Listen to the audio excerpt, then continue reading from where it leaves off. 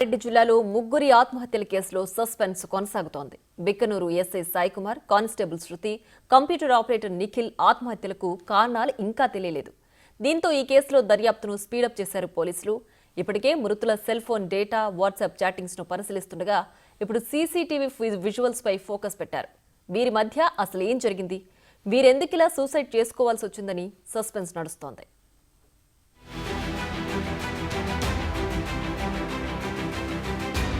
కామారెడ్డి జిల్లాలో ముగ్గురు ఆత్మహత్యలపై పోలీసులు విచారణ స్పీడప్ చేశారు.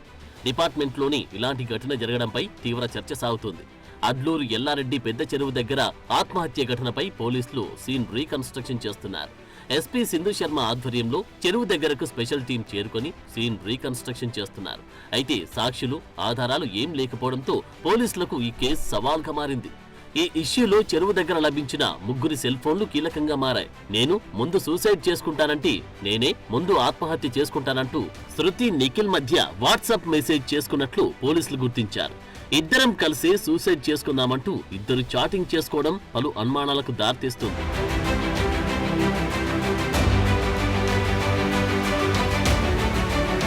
మరోవైపు సీసీటీవీ ఫుటేజ్ పై కూడా పోలీసులు ఫోకస్ పెట్టారు. తన కారులో బిక్కనూరు టోల్ గేట్ దాటిన SI Sai Kumar CCTV footage ను పోలీసులు పరిశీలిస్తున్నారు. 25వ తేదీ 11:41 టోల్ గేట్ వద్ద కారున్నట్లు చెబుతున్నారు. అయితే కారులో సాయి కుమార్ ఒక్కరే ఉన్నారా, ఇంకెవరైనా ఉన్నారా అనే కోణంలో దర్యాప్తు చేస్తున్నారు పోలీసులు.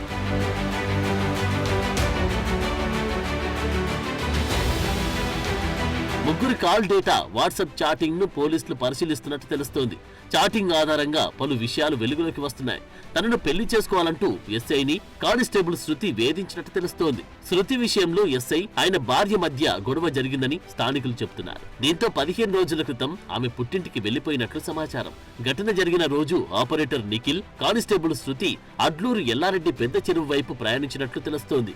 చెరువు దగ్గరకు వెళ్తున్న క్రమంలో ఇద్దరి మధ్య వాగ్వాదం జరిగి మనస్తాపం చెందిన శృతి కారులో నుంచి బయటకు వచ్చి చెరువులోకి దూకినట్లు చెబుతున్నారు. శృతి దూకిన వెంటనే ఆమెను కాపాడే క్రమంలో ఆపరేటర్ నిఖిల్ కూడా చెరువులోకి దూకేశాడని అంటున్నారు. వీరిని కాపాడే క్రమంలో ఎస్ఐ సాయి కుమార్ కూడా చెరువులోకి దూకారని, దురదృష్టవశాత్తు ముగ్గురికి ఈత రాకపోవడం వల్ల మృతి చెందినట్లు భావిస్తున్నారు.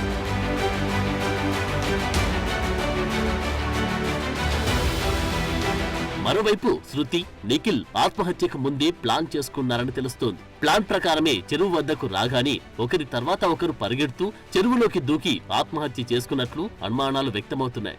ఎస్ఐ సాయి కుమార్ తో పలు విషయాలపై చాటింగ్ కొనసాగినట్లు తెలుస్తోంది. ఈ సూసైడ్ ప్లానింగ్ చాటింగ్ లో ఎస్ఐని నమ్మించి తప్పుదో పట్టించారా అని ప్రశ్నలు వస్తున్నాయి. ఎస్ఐకి చెందిన 3 సెల్ ఫోన్లలో 2 సెల్ ఫోన్స్ అన్లాక్ చేయగా మరో ఫోన్ డేటా సేకరిస్తున్నారు. ఇక Shruti cell phone, Nikhil cell phones లో చాటింగ్ ను పోలీసులు పరిశీలిస్తున్నారు. ముగ్గురు ఆర్థిక లావాదేవీలపై కూడా లాకర్స్ ఓపెన్ చేసేందుకు ఉన్నతాధికారులకు లేఖ రాసినట్టు తెలుస్తోంది.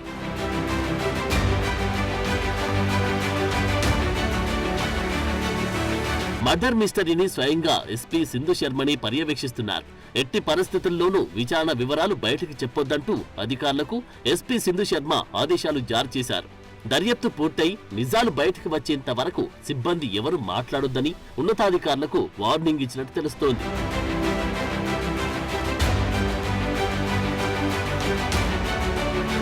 ఈ సూసైడ్ మిస్టరీ వెనుక అసలేం జరిగి ఉంటుంది?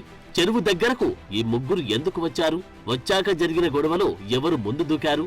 కారులో ముగ్గురు వచ్చారా లేక విడివిడిగా వచ్చారా? నిఖిల్, శృతి సెల్ ఫోన్ అక్కడే పడేసి చెరువులో దూకడం, ఎస్ఐ సాయి కుమార్ జేబులోనే సెల్ ఫోన్ నుండి శవమై తేలడం వెనుక దాగిన రహస్యమేంటి అని చర్చ జరుగుతోంది.